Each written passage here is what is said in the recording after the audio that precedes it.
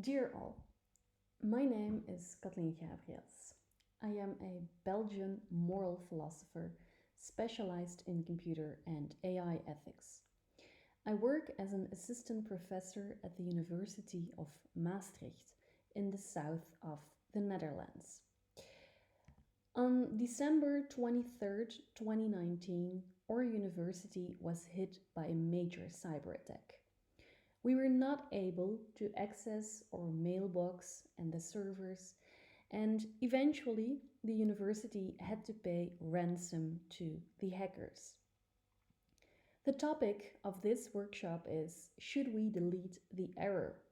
The value of errors in the age of robotics and AI. Interestingly, the majority of data breaches is due to human error. For instance, according to the UK Information Commissioner's Office, 90% of cyber data breaches in the UK in 2019 were caused by human errors. This was also the case with the cyber attack at Maastricht University. Someone clicked on a suspicious link already in October 2019, and slowly but surely the hackers could take control over the systems. Even though the university could have done more in terms of cybersecurity and software, one can never reduce the chance to zero if humans are involved. We are the weakest link. It is a commonplace to say to make mistakes is human. This raises a number of interesting questions. In the first place, can we entirely delete errors in technology? Because how can a fallible being ever create error-free or perfect technology? My talk is structured as follows. The first part addresses our error-prone nature. This is also shown in our technology, which contains our imperfections, errors, and biases. I will give a number of examples in the domain of artificial intelligence. I argue that designers not only make technical choices, but also moral ones. Then I focus on moral enhancement through AI. Because if we ourselves would become better, also in moral terms, perhaps our technology would suffer from fewer ethical issues, because we would make better choices in the first place.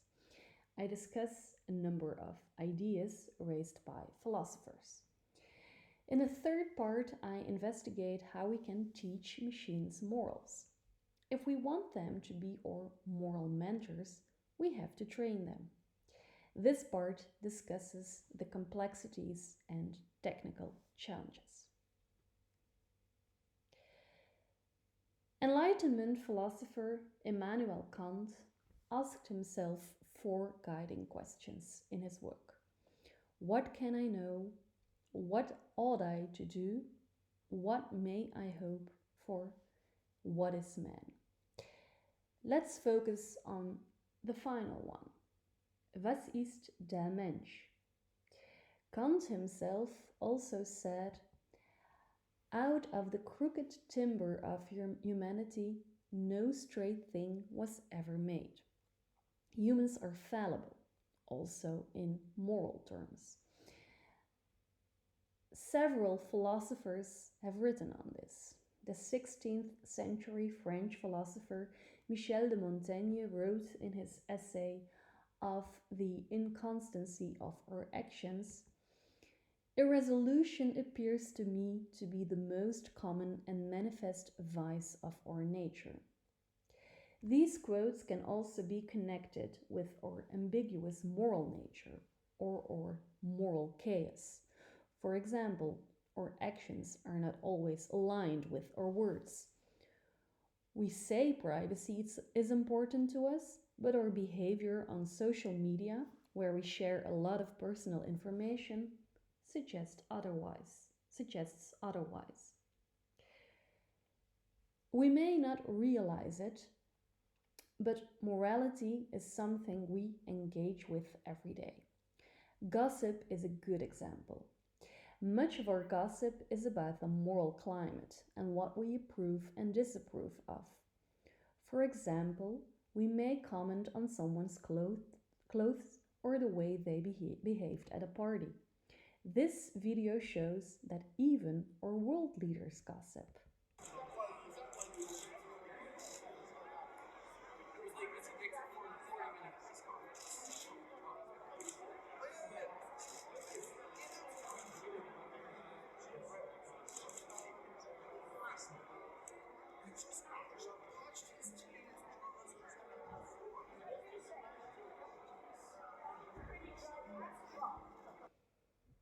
They were talking about Donald Trump. By judging and reflecting on the behavior of others, we demonstrate that we know there are rules governing our behavior in a group. These rules are culturally determined and subject to change. For example, attitudes on issues such as animal rights, the position of women, and homosexuality have evolved in moral terms over the past decades in many countries. Morality can be defined as the individual reflection on norms, habits, and customs within a specific cultural context. Thus, we can also speak of the morality or morals of a group or culture. Morality, just like language and technology, is specific to people. Humans are moral beings capable of moral reflection on their own behavior, principles, judgments, norms, and values. As long as they can act of their own free will, they are also responsible for their own behavior.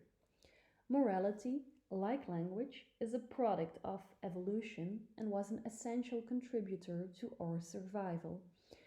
The building blocks of morality are older than the species of Homo sapiens itself.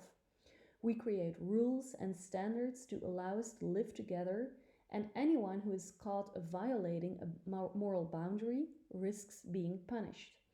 This punishment does not necessarily involve a court of law or a police officer. The offender may lose social standing, be excluded from certain group activities, or from a group altogether, or be publicly shamed or humiliated by gossip. Transgressors, or those who regret a decision, may also suffer internal torment due to remorse. For example, if you find out that your best friend is being cheated on, you may find yourself wrestling with your conscience. Should you say anything or not, even if you yourself have done nothing wrong? Of course, computer scientists, engineers, and designers are no strangers to pangs of conscience.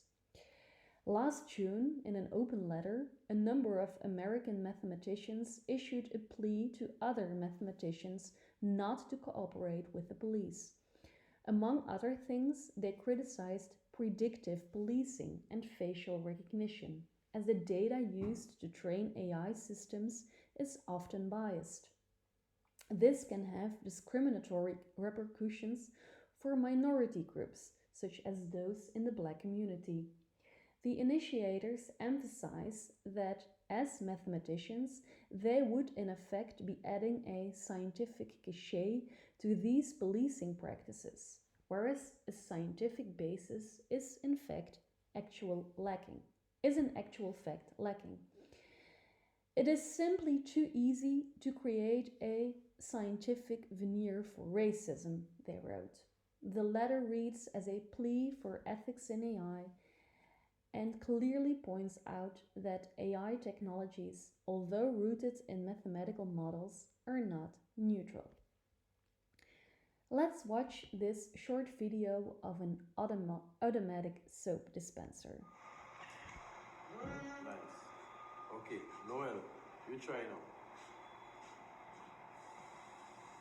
One to your hand. Two black. Two black. Yeah. So what I'll Come do? again. Come again, Sashi. Whoa. Two back over me. What I have to do to get. What you have to do to this is how Michel this thing is. Yeah. I have to use that piece of white. Let's say napping and show again. So what's the difference? Bring up again. Napping again. Right, put your hand out. What's it called on a hand? Man, the black man getting fight Black man getting fight all over. Dark colors are less reflective than light ones, and the sensors are not sensitive enough to pick them up.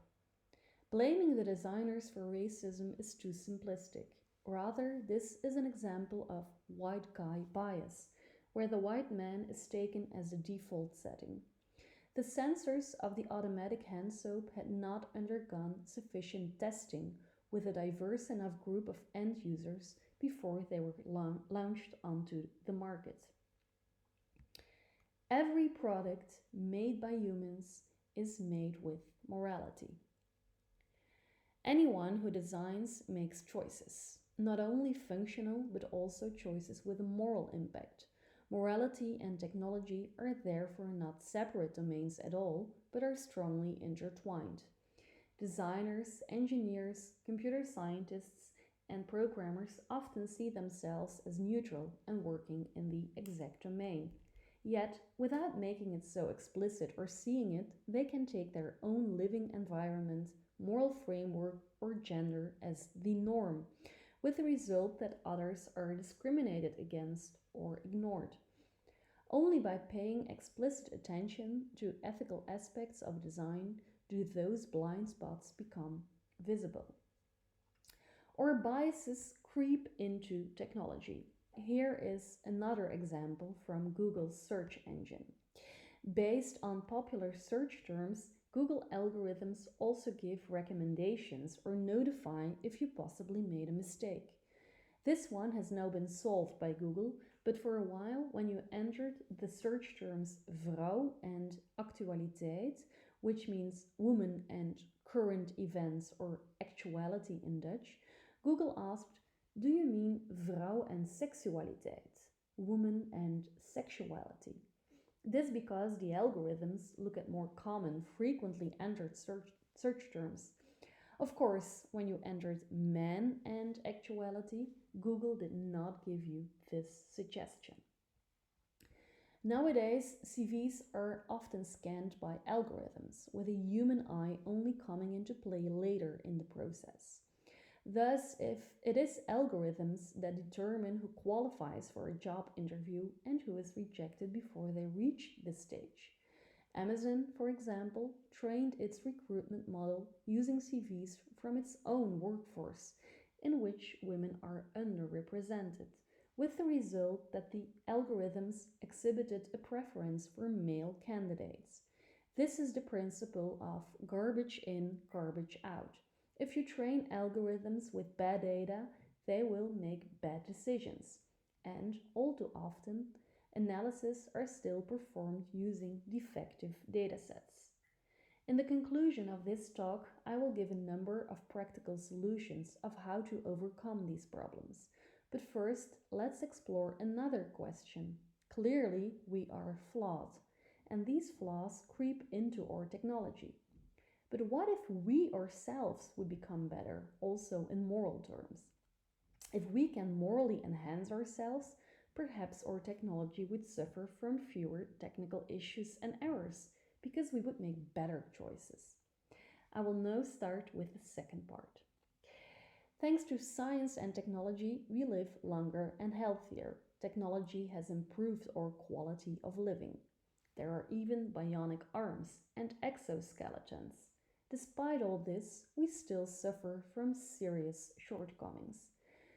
You might have heard of transhumanism, an interdisciplinary and international movement whose project is to transform human nature through technological interventions so radical that Homo sapiens will transition in the relatively near future into a superior successor post-human species, one that transcends the fragilities and failures of our fleshly finitude.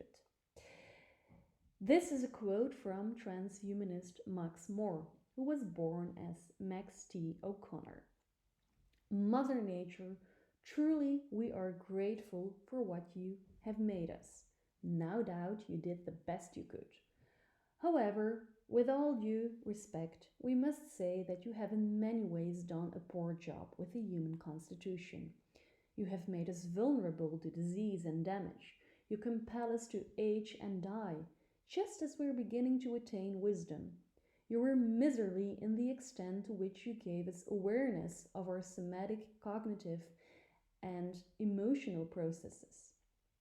You gave us limited memory, poor impulse control, and tribalistic, xenophobic urges. And you forgot to give us the operating manual for ourselves. He continues that it is time to modify the human constitution by looking into genetic alteration, synthetic organs, and biological and computational means. I quote, "While we pursue mastery of our own biochemistry, we will increasingly integrate our advancing technologies into ourselves." An interesting question is, what are means to modify and enhance the human moral constitution? There are different ways to enhance ourselves and others, for instance, via moral education. But scholars are also looking into ways for improving morality through medication and technology, and so-called bio-enhancement and moral neuro-enhancement as a means to attain morally better agents. So-called neurotechnologies directly alter certain brain states or neural functions to attain the desired moral improvements. How this looks in practice is still unclear. Concerning morality and moral psychology, many things are still unknown, such as the role of emotions, but also the complexities of the human brain. Scholars look into the possibility to enhance empathy through drugs. Of course, it is not so easy to agree on the right amount of moral characteristics. For instance, most people will agree that being able to show compassion or empathy is a desirable moral trait. We have prejudices and tend to feel more empathy for people we know or can identify with. Yet, what is the right amount of empathy if you want to augment it? If you would feel responsible for basically every person on the planet, life would become unbearable. Moral enhancement through biotechnologies is ethically controversial. Several criticisms have been raised, among others concerning the restriction of autonomy. So let's look at some less controversial ideas. But first, an analogy. In the medical domain, scientific studies show that AI systems are at least as good and sometimes even better than medical doctors in diagnosing cancer. For instance, researchers trained deep neural networks using a data set of about 130,000 clinical images of skin lesions. Their results show that algorithms are at the same level as experienced dermatologists when it comes to predicting skin cancer.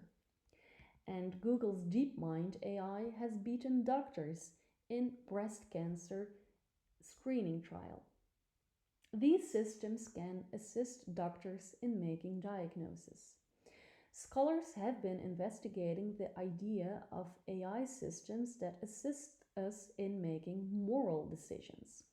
An AI system might be more consistent, impartial, and objective, although we have to be careful with this statement, because, as we saw earlier, this highly depends on the quality of data it is trained with. Contrary to humans, AI systems can process large data sets, which can lead to better informed decisions. Philosophers and other scholars have also looked into how AI could be used as a means for moral enhancement or how AI could change moral behavior in a desirable way. Contrary to neuroenhancement, there are fewer risks involved with moral enhancement through AI. For instance, Klinchevich, and you can find all references in the reference list on my final slide, presents the idea for an artificial moral reasoning engine to persuade people. The author expects, and I quote, a well-designed moral reasoner system to be able to persuade people that may not be persuaded by similar arguments from other people. This AI tool would be trained with machine learning to engage in moral reasoning. It could give normative suggestions on how to behave in specific situations. It could even answer questions such as, should I report this to the authorities in a clear-cut, unambiguous way, and provide reasons and arguments for the answer. Cibulini and Savulescu propose the idea of an artificial moral advisor to improve human moral decision-making. It is, and I quote, a type of software that would give us moral advice more quickly and more efficiently than our brain could ever do on the basis of moral criteria we input. The authors state that humans are suboptimal information processors, as we often fail to consider all the information required to make a moral decision because of stress, time constraints, lack of the necessary mental resources, limited capabilities of information processing, and so on. The software would assist us in making better informed moral choices. Before it informs us with a decision, it can collect data from the environment, process these data according to criteria that we have provided, such as moral values, and subsequently advise us on the morally best thing to do in accordance with our moral criteria. As a final example, Lara and Deckers propose a similar AI assistant that they consider as a Socratic assistant for moral enhancement. Just like the ancient philosopher Socrates, the AI assistant asks a number of questions and reveals flaws in argumentation in order to help humans attaining a better informed moral decision. The moral decision making is not delegated to the technology in this case. The human still has to act and decide. The technology would serve as a moral mentor. Of course, all these ideas are merely conceptual. In practice, they would cause significant challenges, for instance, regarding natural language processing. But of course, also challenges related to the complexity of morality, which is not binary. Ethics contains many gray areas. In technology design, too, we may have to deal with starkly contrasting values. For example, the need to strike a balance between the conflicting demands of personal privacy and public safety. Moreover, most ethical rules, even those outlawing killing, are dependent on context. Killing in self-defense is usually considered morally acceptable and certainly very different from outright murder. Let's move on to the third part. Despite all these challenges, let's assume that we want to build such a technology. The technical aspects of this present quite a challenge. Unfortunately, there is no ready-made blueprint, as in a perfect moral human being that we can use as a data set to train algorithms with. Neither is there any consensus as to which ethical theory should form the basis for ethical standards, as a glance at the history of philosophy clearly shows. Should the system obey moral rules, or should it act to increase the happiness of the greatest number of people? The three major Western normative ethical theories are deontological ethics, consequentialism or utilitarianism, and virtue ethics. Obedience to moral rules such as do not lie or never break a promise corresponds to deontological ethics. Consequentialism or utilitarianism bases the moral evaluation on the outcome. You choose to increase the happiness of as many people as possible. That is, the morally correct behavior is to increase the happiness and reduce the pain or suffering of as many people as possible. In virtue ethics, the emphasis is on the character of the person performing the action. Virtue ethics describes what virtues or good character traits you need to develop to be a moral human being. Virtues here are qualities or character traits for achieving the good life, and you can practice and improve them every day in specific situations. Examples of virtues are justice, honesty, integrity, courage, and self control. Scholars Allen, Varner, and Zinsser looked more closely at how to train AI with moral theories. The result is an interesting and amusing conceptual analysis.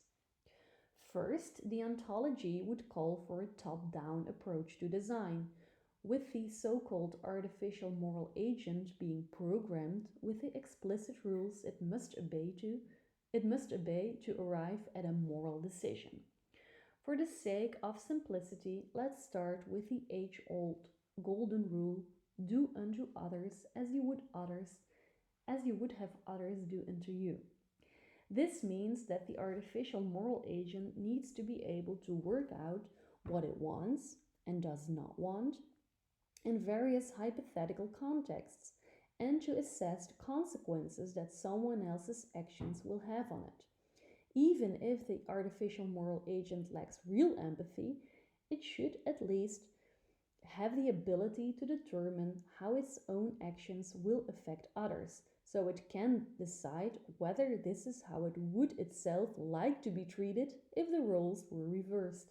In addition, the system must also take into account differences in individual opinions and preferences. So maybe it would be easier to feed the system with consequentialism from the top down. To implement this ethical theory in a machine, the effects of an action on each member of the moral community must be given a numerical value. Yet it is impossible to do this for every action in the world in real time, especially since the consequences of every action themselves give rise to further consequences. You can limit the calculation problem by imposing a limit above which no further assessment of the consequences is required, but even this is an incredibly complex task.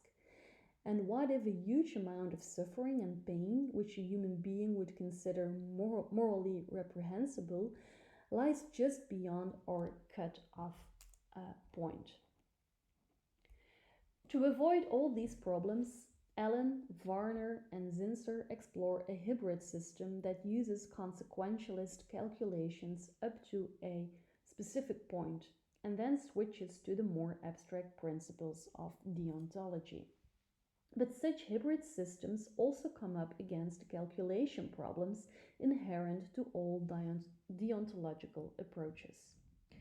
The top-down method, having proved too difficult, so they focus on a more bottom-up approach, which models the artificial moral agent based upon the ethical behavior of human beings. This can be done, for example, by programming human virtues directly into the machine and allowing it to learn for itself from that point on. But straight away, this approach comes up against the same problems as the ontological approach.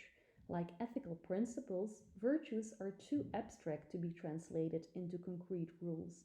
Assessing whether an artificial moral agent incorporates the virtue of honesty calls for an algorithm that can unambiguously determine whether actions are being carried out honestly.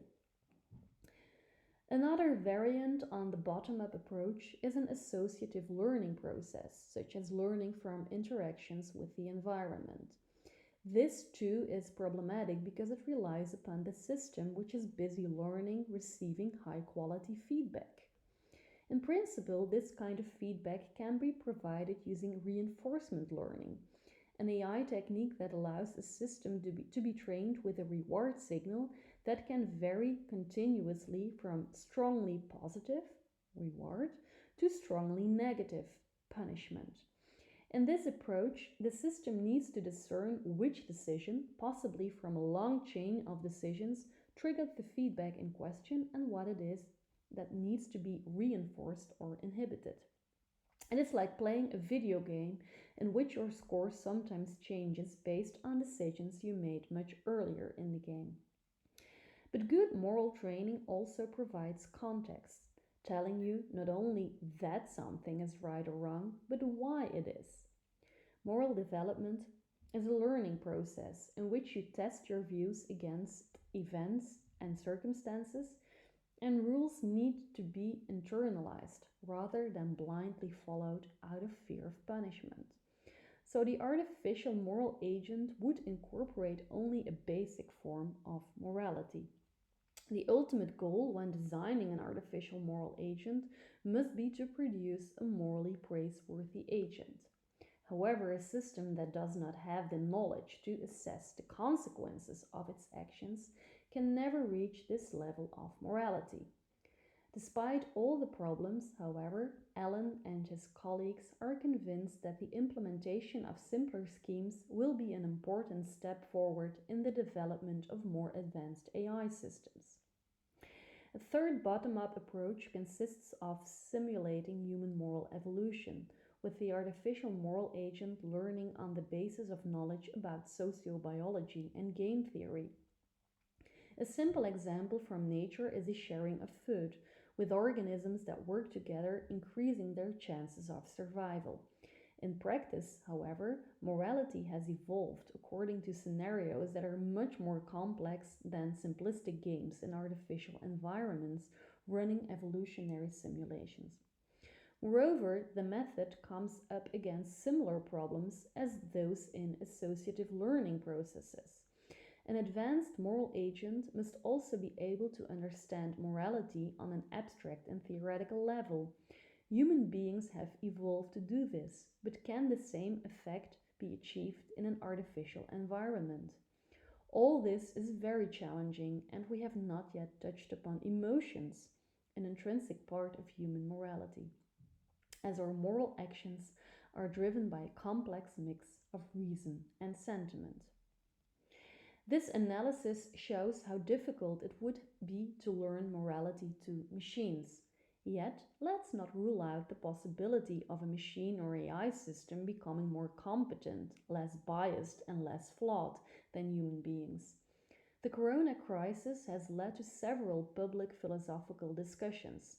For instance, in the event of a bed shortage at intensive care, which corona patient is given priority?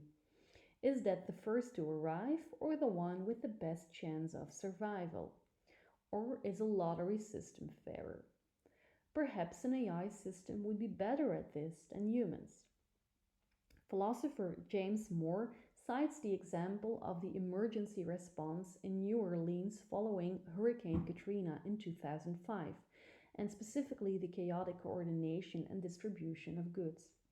Algorithms excel at analyzing large amounts of data and may be able to act more fairly and skillfully than a human being could in deciding who is in greatest need and allocating assistance accordingly. The very specific nature of this particular task helps, as the machine would not require a high degree of autonomy. But these systems, too, are man-made, and it will be a challenge to train the algorithms with the right datasets when, in an emergency situation, they will be fed with ever-changing data in real time. In addition, the sensors that transmit information must continue to function optimally under extreme conditions. If it is possible to replace human judgment with algorithms in this situation, and these prove to be better, then the application is ethically justified. Moreover, as in the case of self-driving cars or the hospital beds at intensive care, there are some tricky dilemmas to resolve. When push comes to shove, whose life is more important? Do you focus on saving the young or the elderly? Moore believes that robots do not have to be perfect to be competent, and the systems can in any case be tweaked and improved by human beings. But will we accept this? The case of self-driving cars seems to show, at least at this moment, that we more easily accept errors from human drivers than we would accept from the technology. The programming of self-driving cars is currently a hot topic all over the world, with some researchers questioning whether we should produce self-driving vehicles at all. Many academics are also highly critical algorithmic approach to morality, arguing that it is not something you can simply reduce to a decision tree, and I concur with that. A self-driving car can never be error-free. Multiple factors such as a slippery road surface or a flat tire may contribute to a crash. Yet, if the self-driving car diminishing the number of casualties, isn't that already a great result? But even, and I quote, if self-driving cars cut the roughly 40,000 annual US traffic fatalities in half, the car makers might get not 20,000 thank you notes, but 20,000 lawsuits. In any case, we still have a long way to go. At this moment, it is easy to mislead self-driving cars simply by putting stickers on street signs, as shown on the picture here. A human eye would not make this mistake that easily. To conclude, it would be a mistake to believe that fallible beings can create infallible technology. We already have a good example of that. The Titanic, which was thought to be unsinkable. After hitting an iceberg on its maiden voyage in 1912, it did sink. The boat only carried 20 lifeboats, barely enough for about a third of the passengers.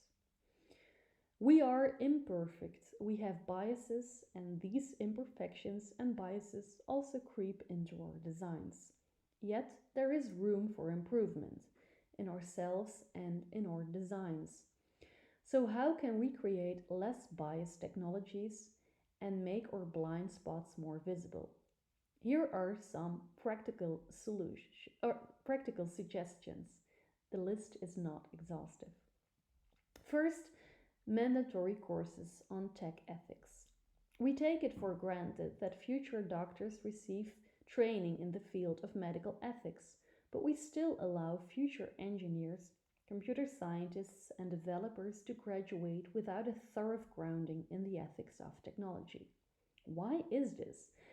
Is it not just as essential that we give these professionals time to think about the possible use, misuse, and ethical consequences of their designs?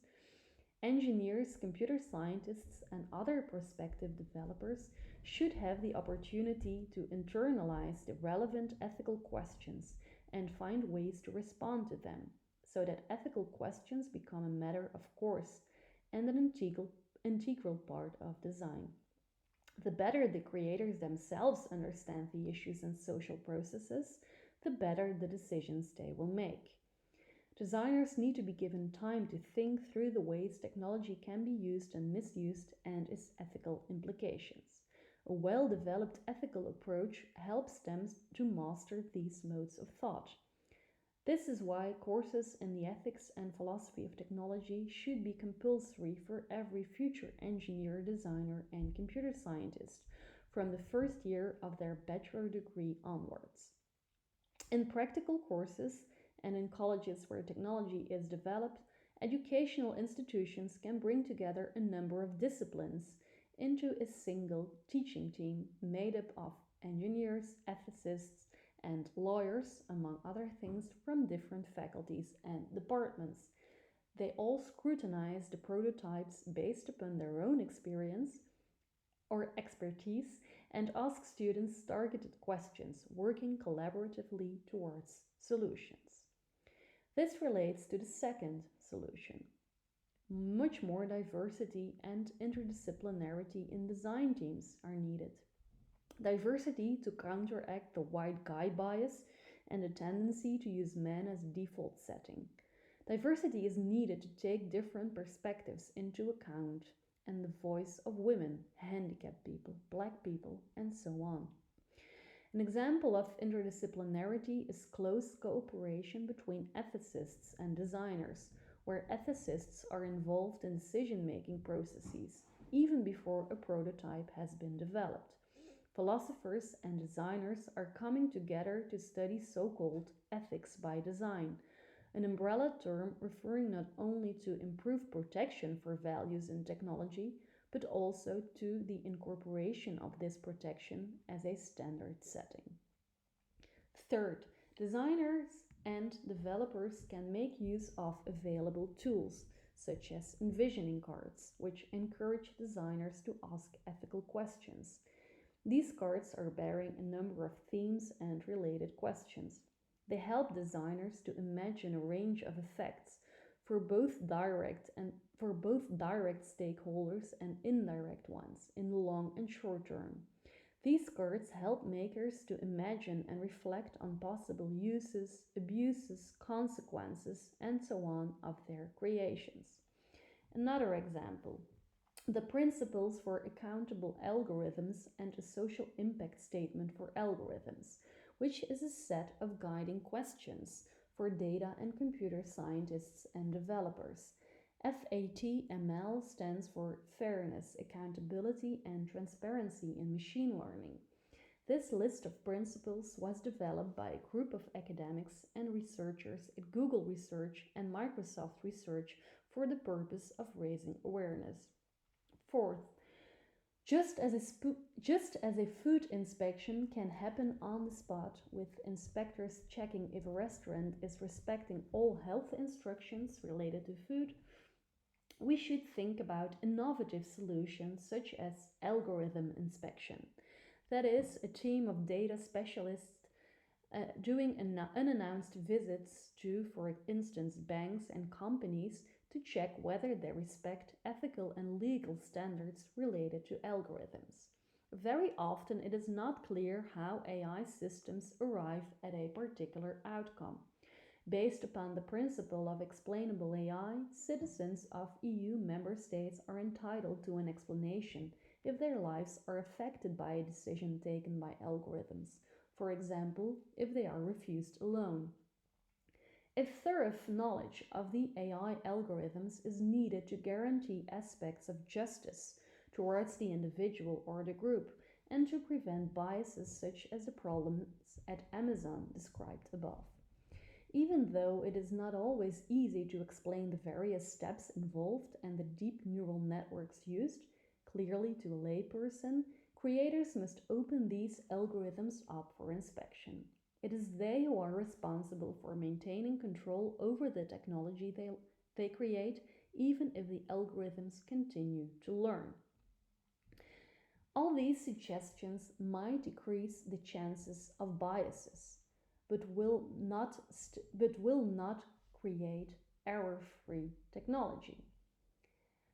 And if it would be error-free, would it still be human? If we would delete every error, would we delete humans altogether? Thank you for listening to this talk.